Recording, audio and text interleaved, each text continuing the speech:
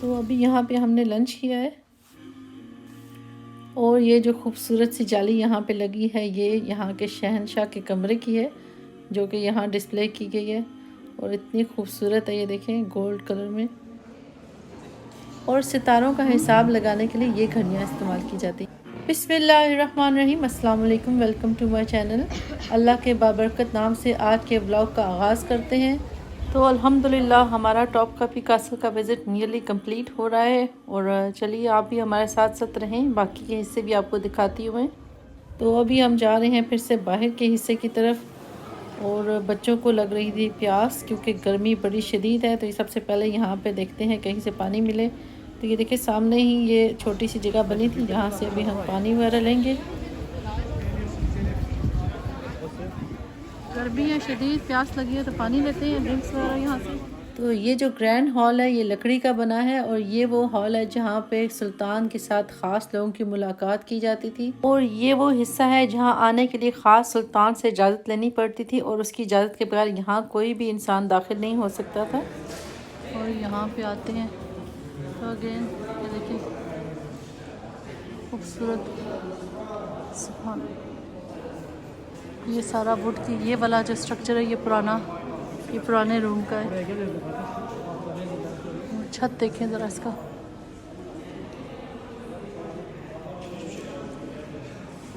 Green और terracotta colour का खूबसूरत कॉम्बिनेशन है।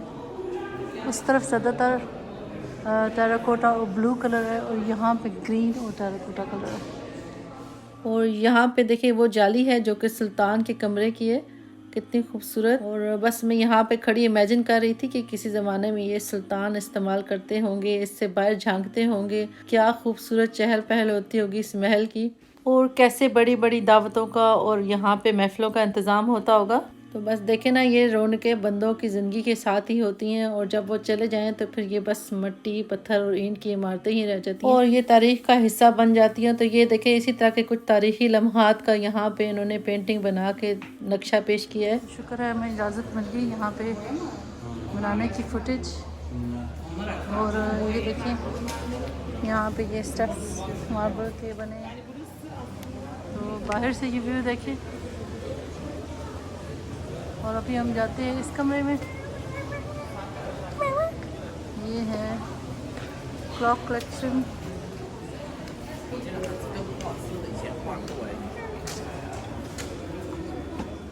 तो अभी कुछ देर पहले ही मैं आपसे वक्त का जिक्र कर रही थी। तो ये साथ वाला जो कमरा है म्यूज़ियम का, इसमें सल्तनत उस्मानिया के ज़माने की घड़ियाँ और उसके बाद के अदवार की घड़ियाँ रखी गई हैं।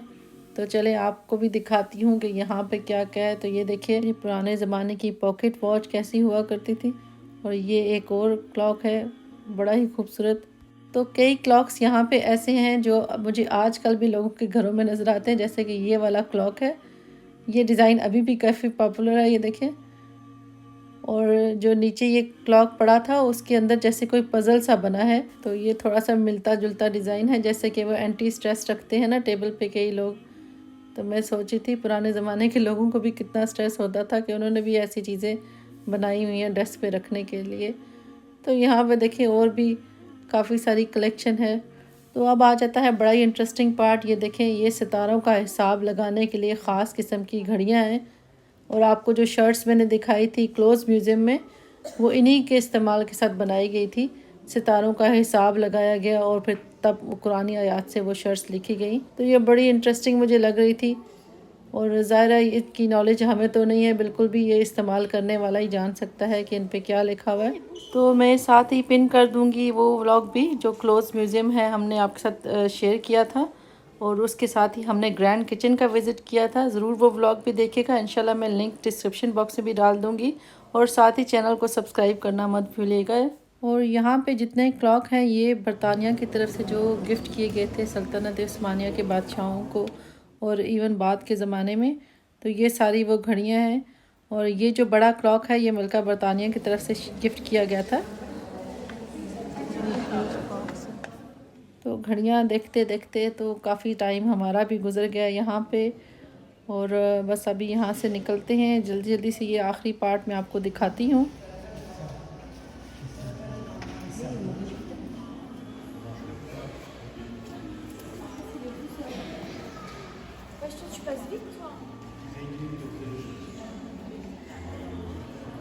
बच्चे जो है वो थक कर बैठ चुके हैं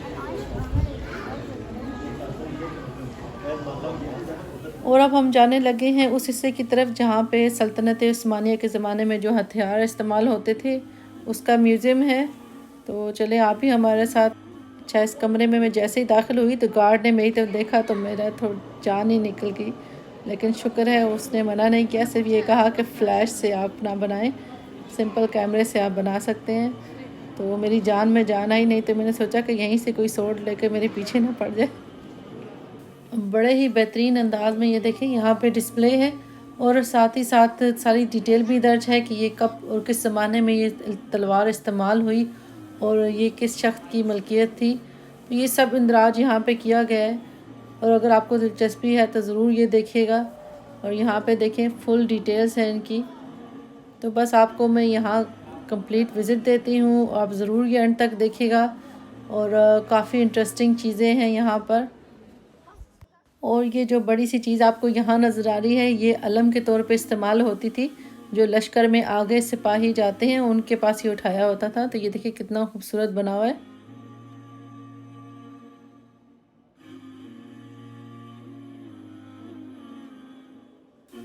बड़ी खूबसूरत कुरानी आयात हैं, बहुत ही बारीकी से बनाए गए हैं।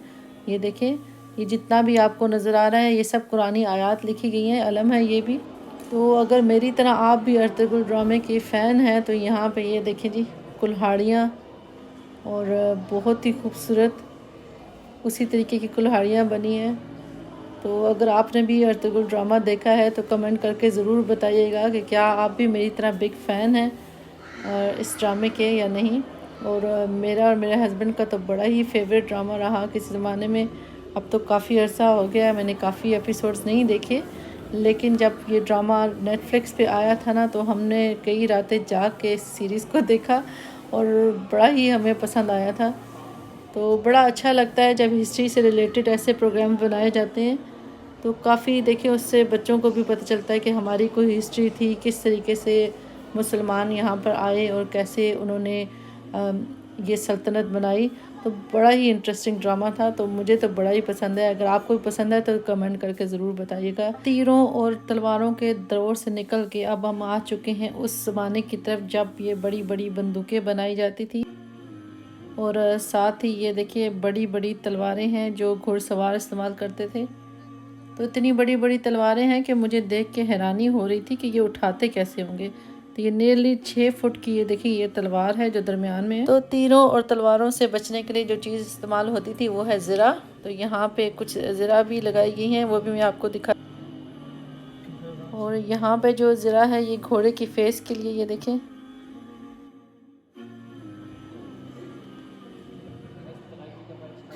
ये देखिए कितनी खूबसूरती से हर चीज़ को यहाँ सजाया गया है और साथ ही साथ इन्फॉर्मेशन भी आपको मिल रही है। यहाँ पे ये देखिए अब आ गए हैं तीर, कमान और नेज़े।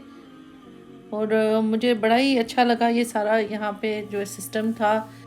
तो अल्हम्दुलिल्लाह ये टूर भी हो गया है कंप्लीट और अब चलते हैं बाहर की तरफ और मैं आपको दिखाती हूँ कि नेक्स्ट टाइम कहाँ जा रहे हैं। गार्डन में जगह जगह ये बड़े बड़े मटके पड़े हैं, बहुत ही बड़े ये मटके हैं। अब इनका इस्तेमाल किस चीज़ के लिए था ये नहीं पता। ये देखें उधर भी पड़ा है, यहाँ पे भी पड़ा है, जगह जगह ये आपको ये नज़र आ। तो टूर कंप्लीट करते करते काफ़ी देर हो गई और यहाँ जो कैफ़े है वो बंद हो चुका है। तो अब हम जाएंगे रेस्टोरेंट की तरफ।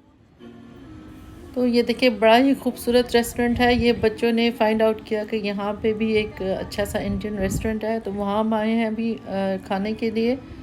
जो कैफ़े था कैसल में वो तो बंद हो चुका था, तो ये जगह हमें मिली है और देखते हैं यहाँ का फूड कैसा है। और यहाँ से ये देखिए रिवर का व्यू देखें और सिटी का बड़ा ही खूबसूरत व्यू था। करीब ही सारे इंपॉर्टेंट जो मॉस्क हैं, मेन साइट्स हैं इस्तांबुल की, वो इस रेस्टोरेंट के बिल्कुल पास है। अभी मैं थोड़ी देर में आपको बाहर से भी दिखाऊंगी। पिछले कुछ दिनों से हम टर्किश फूड ही खा रहे थे, तो बच्चों को काफ़ी क्रेविंग हो रही थी देसी खाना खाने का। तो अभी ये काफ़ी एक्साइटेड थे और चूज़ कर रहे हैं कि क्या ऑर्डर करेंगे। तो अब बस फूड का इंतज़ार कर रहे हैं और खूब सारी हमने यहाँ पे पिक्चर्स भी ले ली।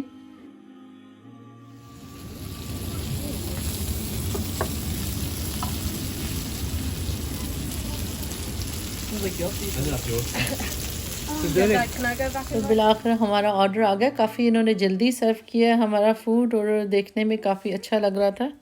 अच्छा, आप कहीं भी चले जाएं तो 3-4 दिन के बाद आपको क्रेविंग होना शुरू हो जाती है अपने देसी खाने की।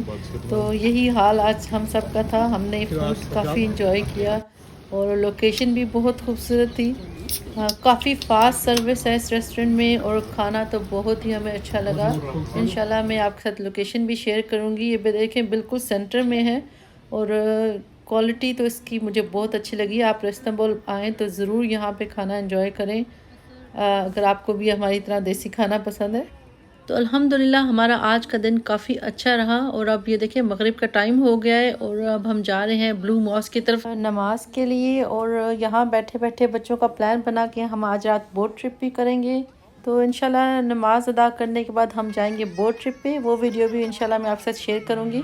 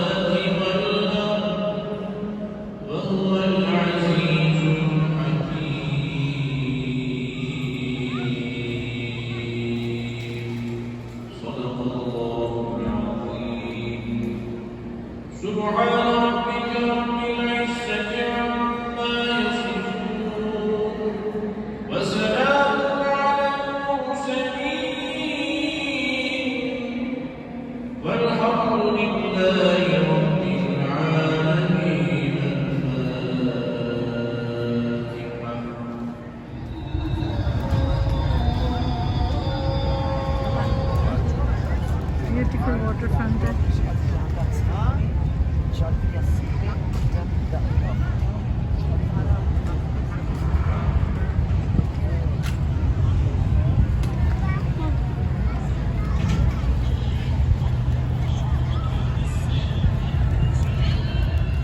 तो आप भी हमारे साथ साथ रहें, इस ट्रिप को एंजॉय करें और पूरी सिटी का व्यू मैं आपको दिखाती हूँ। इतना खूबसूरत मौसम हो रहा है, बड़ी प्यारी हवा चल रही थी।